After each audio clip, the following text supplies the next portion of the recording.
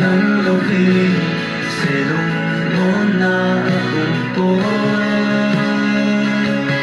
Nang loki serong mo na kalipoy.